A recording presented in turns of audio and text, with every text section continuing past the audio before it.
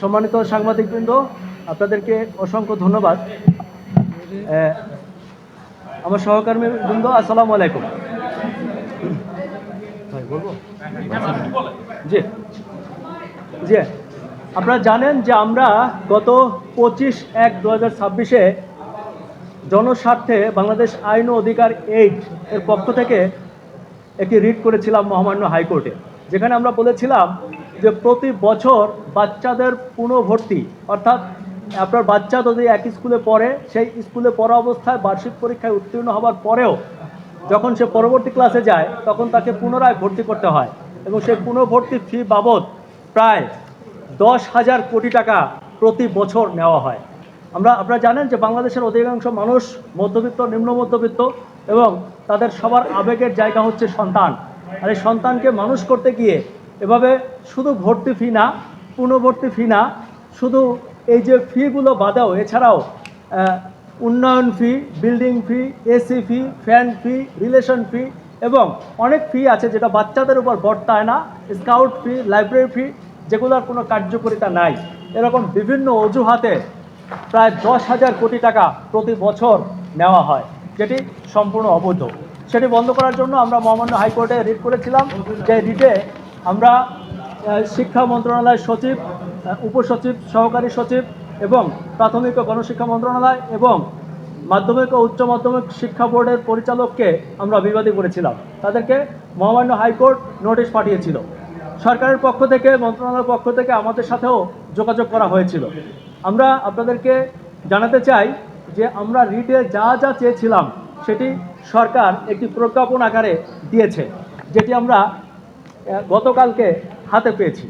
এই প্রজ্ঞাপনটির নাম হচ্ছে শিক্ষা প্রতিষ্ঠানে আর্থিক স্বচ্ছতা ও জবাবদিহিতা সংক্রান্ত নীতিমালা 2026। এখানে 11 পৃষ্ঠার এই প্রজ্ঞাপনে বিস্তারিত রয়েছে একটা প্রতিষ্ঠান কিভাবে চলবে, কিভাবে কমিটি হবে, শিক্ষকদের বেতন কেমন হবে, শিক্ষকরা কী কী খাতে টাকা নিতে পারবেন, কী কী খাতে ব্যয় করতে পারবেন, এটি স্পষ্ট নীতিমালা দেওয়া আছে। শিক্ষা প্রতিষ্ঠানের যদি গ্রামে হয় সেটির বেতন কত হবে, যদি মফস্বলের কোনো শহরে হয় কত হবে, যদি সিটি কর্পোরেশনে হয় কত হবে, যদি ঢাকা চট্টগ্রাম হয় তাহলে বেতন কত হবে, সেটিও এখানে নির্দেশনা দেওয়া আছে। শুধু তাই না, আপনাদেরকে একটু যদি একটা লাইন পড়ে শোনাই। এখানে 5-এর ধারায় সরকার স্পষ্ট ঘোষণা করেছে কোনো প্রতিষ্ঠানে ভর্তিরত কোনো শিক্ষার্থীর নিকট থেকে কোনো ক্রমেই পুনর্ভর্তি ফি নেওয়া যাবে না। তবে টিউশন ফি নীতিমালা অনুযায়ী টিউশন ফি গ্রহণ করা যাবে। এই টিউশন ফি বলতে বোঝানো হয়েছে প্রতি মাসে আমরা যে বেতনটি দিই। আমাকে অনেকে বলছেন যে এই যে সরকার স্বচ্ছতা জবাবদিহিতা একটা নীতিমালা করলো, এটি কি সবাই মানবে?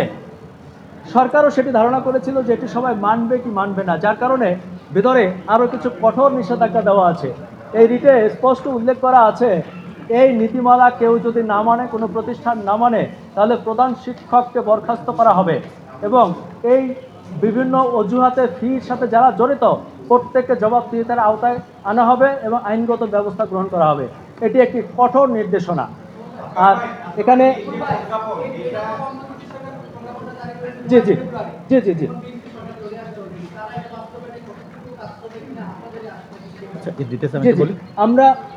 আমরা আপনাদেরকে জানাতে চাই যেটি অন্তর্বর্তীকালীন সরকার দিয়ে গেছে। এখন প্রশ্ন হচ্ছে যে এই সরকার বাস্তবায়ন করবে কিনা সেটা তো আমরা জানি না, তবে আমরা খুবই আশাবাদী। এবং আমরা দেখেছি যে বর্তমান সরকারের একজন শিক্ষামন্ত্রী হয়েছেন যার রেপুটেশন অত্যন্ত ভালো, এবং আমরা তাকে সজ্জন ব্যক্তি হিসাবে চিনি। ইতিপূর্বে আমরা তার অনেক ভালো পারফরমেন্স দেখেছি। আমাদের বিশ্বাস এবং আমাদের অনুরোধ যে জনাব এহসানুল হক মিলন সাহেব আমাদের সাথে থাকবেন এবং এই যে সরকারি প্রজ্ঞাপন এটি যথাযথ বাস্তবায়নে খুবই স্মার্ট লোক সে, এবং সে পারবেন, আমরা আশাবাদী। জি, আমরা সেটা মনে করি, কারণ আমাদের এই রিটের পরে সোশ্যাল মিডিয়া এবং মিডিয়া ব্যাপক প্রচারণা হয়েছে। আপনারা আমাদের সাথে ছিলেন, বিভিন্ন জায়গায় সেমিনার হয়েছে, সভা সমাবেশ হয়েছে, এবং আমরা মনে করি যে এটা কার্যকরী ভূমিকা রেখেছে। আচ্ছা, এবার